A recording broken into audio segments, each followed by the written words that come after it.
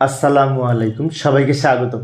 প্রিয় শিক্ষার্থী বন্ধুরা, আজকে আমি এই যে আইসিটি বিষয়ের আমরা যখন লজিক ফাংশন থেকে লজিক গেট অঙ্কন করি, তখন যদি এই ধরনের ফাংশন থাকে, এখানে বলেছে এক্স সমান এ প্লাস বি তার উপরে নট, মানে প্লাসের উপরে নট, অরের উপরে নট, বা এটা দিয়ে নোয়ার গেট অঙ্কন করতে হবে। কিন্তু নোয়ার গেট হচ্ছে প্লাসের সাথে নট যোগ হবে, এটা আমরা পড়তে পারি এ নর বি। তো এটা দ্বারা আমরা যদি লজিক গেট আঁকি, এখানে দুইটা চলক এ আর বি, তো এই যে এ একটা চলক, বি একটা চলক, দুইটা মিলে কি হয়েছে, যোগ হয়েছে। যোগের জন্য এই গেট, অর গেট যোগের জন্য।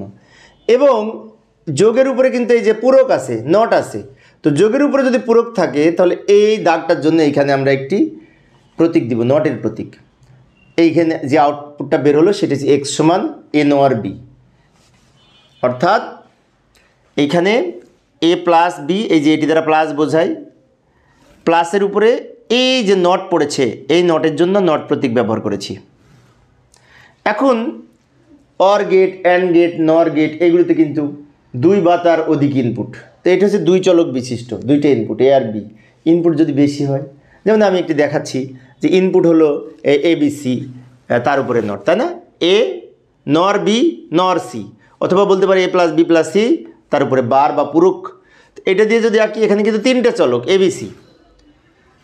তো লক্ষ্য করি, এই যে এ একটা ইনপুট, বি একটা ইনপুট, সি একটা ইনপুট, এই তিনটা মিলে আগে যোগ করব, তার উপরে নট দিব। যোগ করার জন্য সেই অর গেট, এবং অরের উপরে এখানে এই পূরকের জন্য এখানে আমরা নট প্রতীক দিব।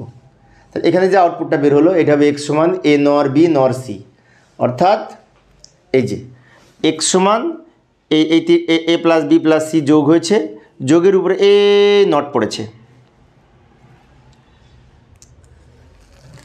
তো প্রিয় শিক্ষার্থী বন্ধুরা, এই ছিল আমার আজকের আলোচনার বিষয়। আমি শিক্ষার্থীদের অনুরোধে অল্প অল্প করে আলোচনা করি, যাতে শিক্ষার্থীরা বোরিং ফিল না করে। পরের ক্লাসটি দেখার আমন্ত্রণ রইল। খোদা হাফেজ।